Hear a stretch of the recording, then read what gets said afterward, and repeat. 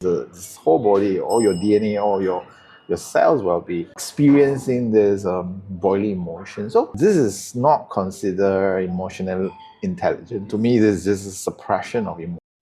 You mentioned about the stillness. Yeah. You mentioned about emotions, able to handle emotions. As I understand, a lot of people are suppressing. They press down or they make sure they logicalize a lot of things. They make sure they numb it.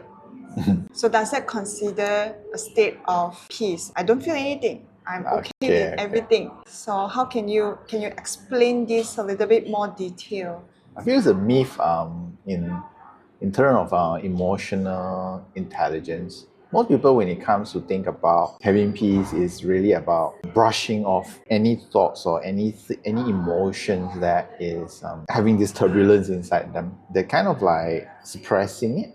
They're kind of shifting their focus away and brushing it off under the rug and not look at it. And to me, that is a form of suppression. So imagine it's like a kettle, it's boiling with all this emotion, and then all you do is put on a hard cap, and then you put it aside in a cabinet, hide it inside there. So that emotion will be boiling inside where? Inside the cabinet of your body. This whole body, all your DNA, all your cells will be experiencing this boiling emotion. So this is not considered emotional intelligence. To me, this is just a suppression of emotion. So peace does not attain from controlling your emotions in that way. But I understand it's important. Sometimes you are in a meeting, sometimes you are in the public that it's not appropriate maybe to show so much of the emotions.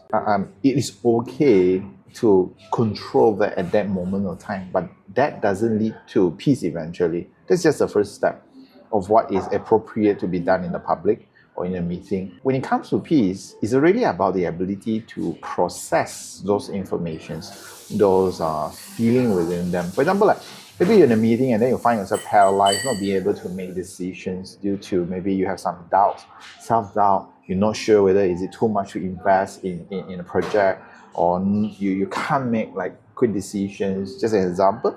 And that kind of fear can be paralyzing, in any moment. That fear eventually can be transformed into peace.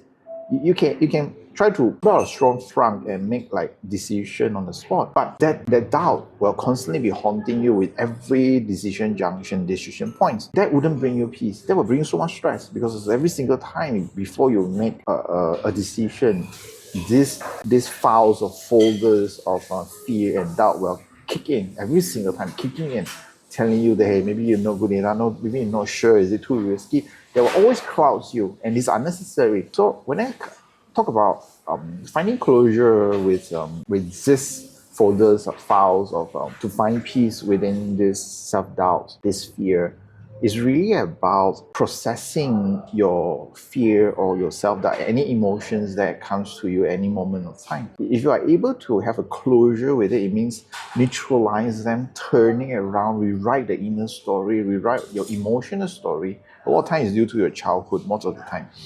And without those closure, you will be reacting like a robot and constantly having this button being turned on every single time when it comes to a trigger of any sort. In this context is a trigger of a decision-making junction. And once that switch is being processed, that emotion being processed or being let go, then you wouldn't be responding the same way whenever it comes to the junction of decision making. Once it's processed, once it's neutralized, the next time before you make a decision, all you have is peace in your heart, because you no longer struggle with all these doubts, all this fear, all these concerns. So it's critical to be able to be aware of this and eventually to neutralize them, to have a closure with your own feeling. So that, to me, is the way towards peace.